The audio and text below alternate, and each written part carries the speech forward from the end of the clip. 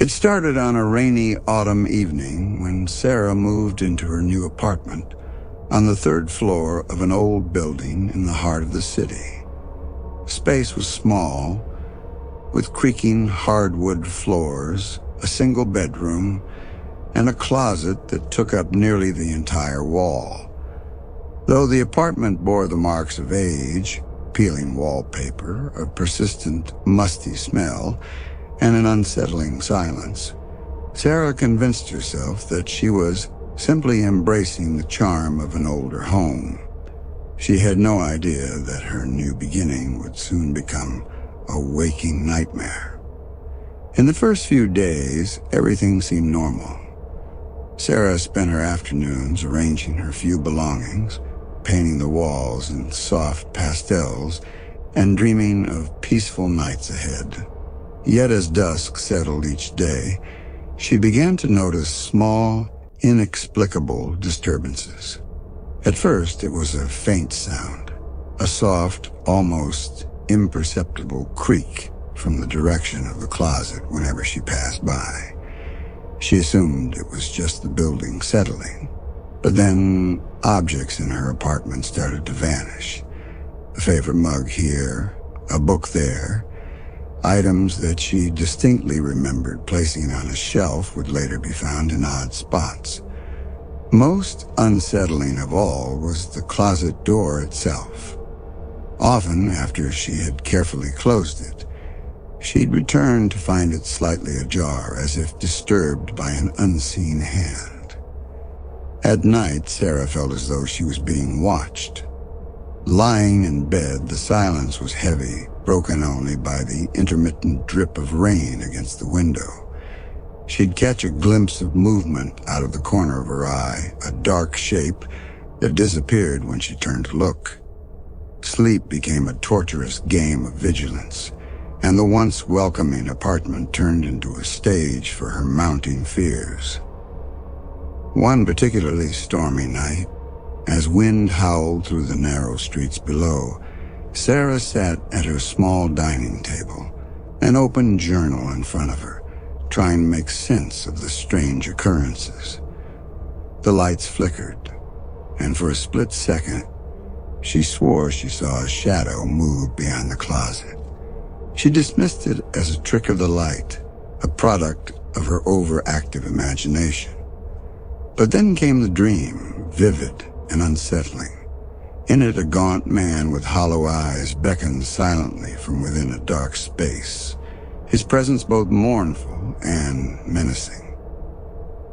The next morning, determined to rid herself of irrational fears, Sarah decided to inspect the closet. With a deep breath, she swung the door open. The space inside was larger than she remembered, a cramped nook lined with old dusty shelves and boxes. As she carefully examined the area, her fingers brushed against something hard and cold tucked behind a row of moth-eaten coats. It was a small, leather-bound notebook. Flipping through its yellowed pages, she found fragmented entries written in a shaky hand. The words spoke of loneliness, despair, and a growing conviction that someone, or something, was watching from the shadows. The final entry ended abruptly, as if the writer had been interrupted mid-sentence. Haunted by the notebook and plagued by sleepless nights, Sarah's anxiety grew. In a desperate bid for answers, she installed a small, motion-activated camera in the corner of her bedroom, its lens focused on the closet.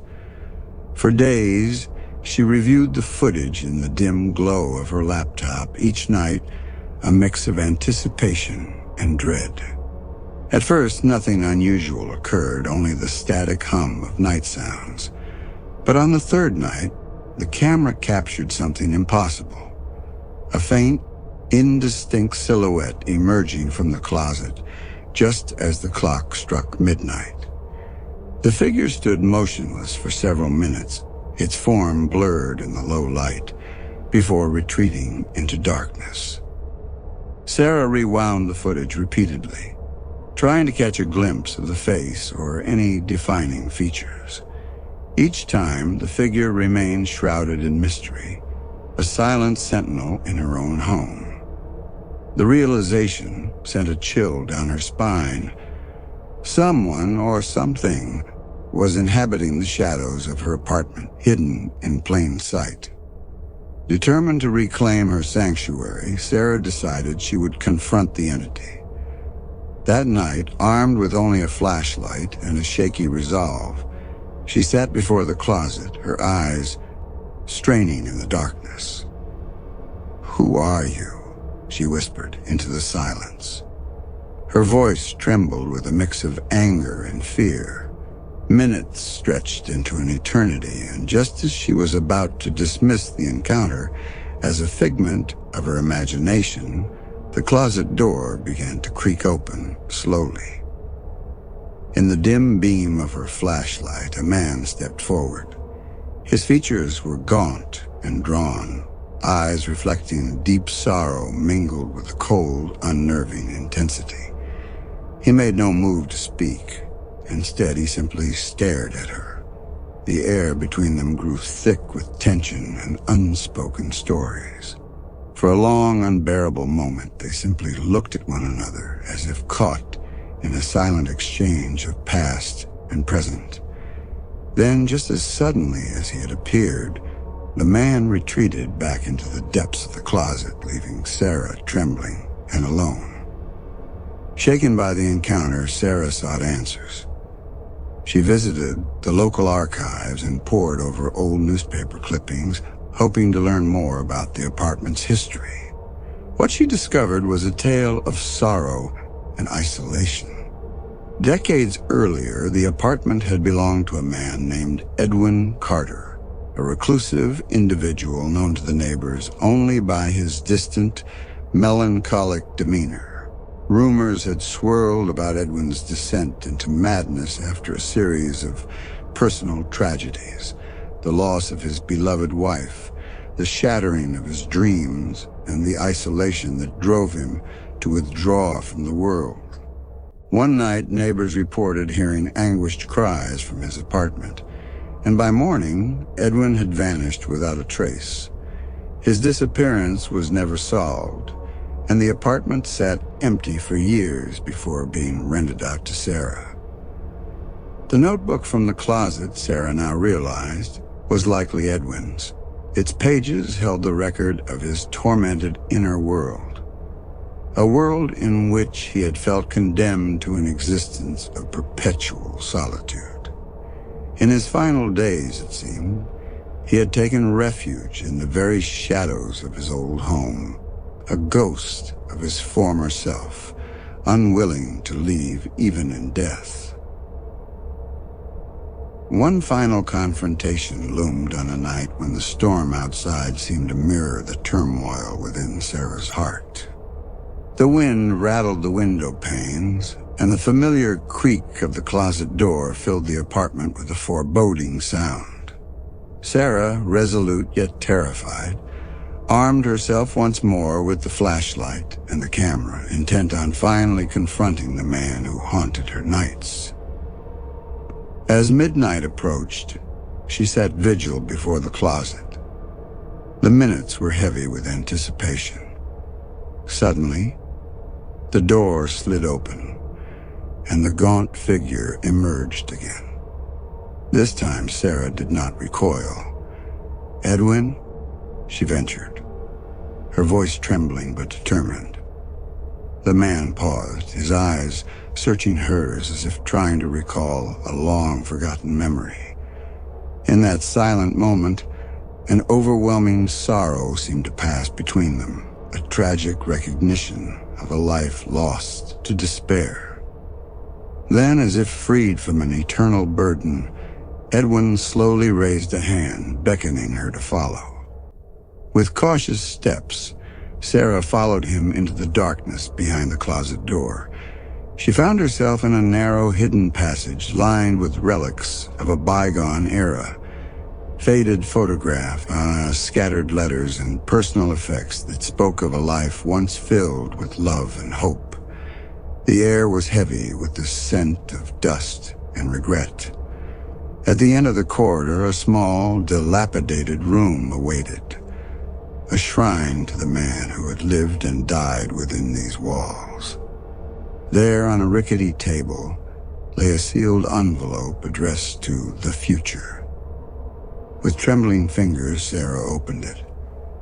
Inside was a final message from Edwin, a confession of his loneliness, a plea for understanding, and an apology for the pain his silent presence had caused. He wrote of a world that had rejected him, of nights spent in darkness, and of the desperate desire to be remembered not as a monster, but as a man who once loved and lost. As the storm raged outside, Sarah felt profound sorrow for the tortured soul who had haunted her home. In that moment, the terror of the unknown gave way to a heartbreaking empathy. She realized that the man in the closet was not a malicious intruder, but a ghost bound by memories and regret. A spirit trapped by the circumstances of his own tragic fate. In the days that followed, Sarah tried to resume a semblance of normal life. The disturbances became less frequent, and the oppressive feeling that had once permeated the apartment began to lift. Yet every time she passed the closet, she couldn't shake the memory of Edwin's sorrowful eyes. She took it upon herself to preserve his memory, carefully compiling the letters, photographs, and personal mementos she had found in that hidden room. In a way, by acknowledging his existence and sharing his story, she hoped to bring him a measure of peace.